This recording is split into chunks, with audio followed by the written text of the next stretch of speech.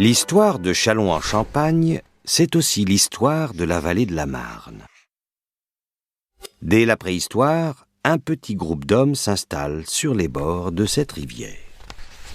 La première installation des Catalonies, qui signifie ceux qui sont braves au combat, date de la fin de l'époque gauloise, non pas à l'emplacement actuel, mais à celui de la Chèpe. Cet oppidum est actuellement situé à une quinzaine de kilomètres de Châlons. Il a eu pour nom au IXe siècle de Vieux Châlons.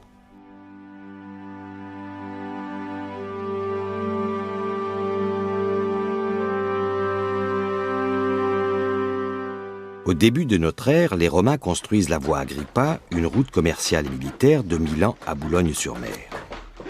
Une population s'installe définitivement à son croisement avec la Marne. L'occupation gallo-romaine est centrée autour de l'actuelle cathédrale et elle forme un chef-lieu de cité. Au IVe siècle, Saint Alpin, devenu évêque de Châlons, dirige la cité. Une légende, confondant les Vandales et les Huns, raconte qu'il aurait défendu la ville en s'avançant devant Attila et son armée. Ce dernier aurait alors contourné la ville sans la piller. Attila sera toutefois vaincu par Étius, chef de l'armée romaine, et Mérovée, en 451, lors de la bataille des Champs Cataloniques entre Châlons et Troyes. Au Ve siècle, une première enceinte d'environ 1 kilomètre délimite la ville entre la Marne et le Nau, un de ses bras. Au IXe siècle, les marchands donnent un nouveau visage à la ville. Ils installent leur quartier à l'extérieur de l'enceinte, sur l'actuelle place de la République. L'enceinte est ensuite agrandie afin d'intégrer ce nouveau quartier. Au XIe siècle, la ville poursuit son développement. Un évêque la dirige, il est à la fois chef spirituel et chef temporel incontesté. Il crée de nouveaux quartiers au XIIe siècle au-delà de la cité. Il encourage le développement économique à travers la draperie. Les draps de laine de Châlons font sa réputation dans toute l'Europe au XIIe et au XIIIe siècle. La ville est aussi connue pour sa viticulture. Des vignes sont plantées çà et là et un grand marché se tient au centre-ville. Il y a alors 15 paroisses à Châlons, ainsi que de nombreux hôpitaux et 4 couvents d'ordre mendiant. Le comte de Champagne tente de développer le village voisin de Saint-Mémy afin de contrer le pouvoir de l'évêque. C'est sans succès. Au XIIIe siècle, une nouvelle enceinte fait de Châlons une des plus grandes villes du royaume. Sa délimitation perdure jusqu'au XVIIIe siècle, à quelques exceptions près. Ainsi, au XVe siècle, durant la guerre de Cent Ans, le terrain de l'abbaye de Toussaint est retranché des fortifications. On rase l'abbaye et on détruit une partie de l'enceinte. L'activité économique décline à la fin du Moyen-Âge à cause des guerres et de la peste. Désormais, ce sont les habitants qui s'occupent de l'entretien des fortifications. En 1417, certains se regroupent même au sein du conseil de ville, le futur organe décisionnel de la ville. Au XVIe siècle, le pouvoir monarchique et celui du conseil de ville supplantent le pouvoir temporel de l'évêque.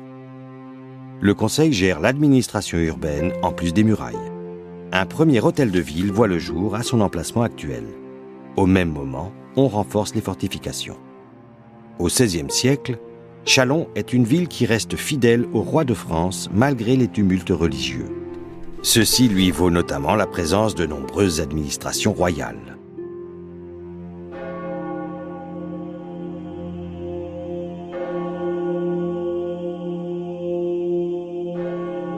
La ville se développe à l'intérieur de son enceinte au XVIIe siècle.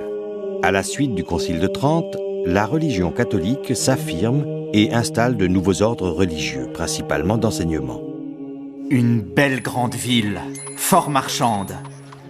Elle est entourée de bonnes murailles de belles pierres blanches, accompagnée de tours, et au-devant de portes, de beaux remparts, remplis d'eau de la rivière. 5 portes donnent alors accès à la ville.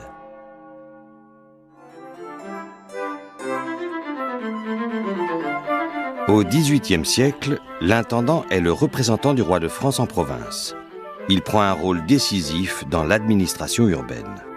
L'un d'entre eux, Rouillé d'Orfeuille, opère la transformation de la ville.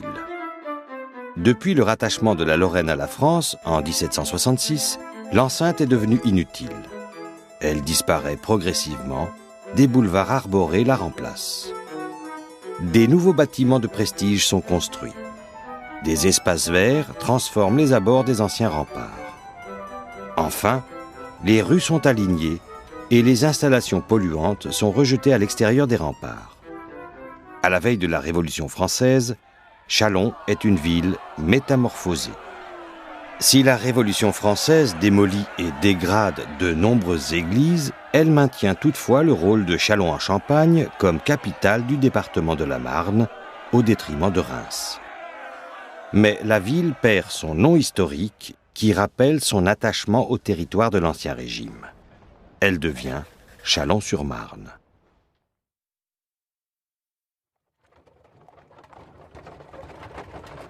L'urbanisme de la ville se modifie à nouveau au XIXe siècle grâce aux maires successifs. Des aménagements conséquents se succèdent. On procède à l'alignement et à la construction de rues ainsi qu'à la couverture des cours d'eau. Des portes d'octroi et des nouvelles entrées de ville sont créées. De nouveaux édifices publics et espaces verts voient le jour. Située près des frontières de l'Est, la ville accueille également de nombreuses casernes qui s'installent dans les faubourgs. La présence des militaires assure et garantit des revenus élevés aux commerçants chalonnais. Au milieu du XIXe siècle, le camp de Châlons est une base de manœuvre des armées du Second Empire. Elle s'installe dans la campagne proche, reliée par un chemin de fer apparu en 1849. À la même époque, les terrains marécageux de la rive gauche deviennent aménageables grâce à la déviation du cours de la Marne en 1777. La ville passe de 14 000 habitants environ au milieu du XIXe siècle à plus de 26 000 en 1860 pour atteindre le nombre de 35 500 avant la Deuxième Guerre mondiale. Cette croissance démographique entraîne aussi la ville en dehors des limites historiques, au-delà des boulevards. Durant les deux guerres mondiales, Châlons est proche du front. Des bombardements détruisent à plusieurs reprises des quartiers entiers. Après la Première Guerre mondiale, des lotissements privés apparaissent, tout comme de véritables quartiers.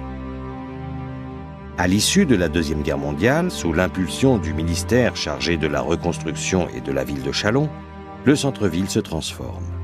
Les ruraux arrivent en ville après 1945 et remplacent les militaires de moins en moins nombreux.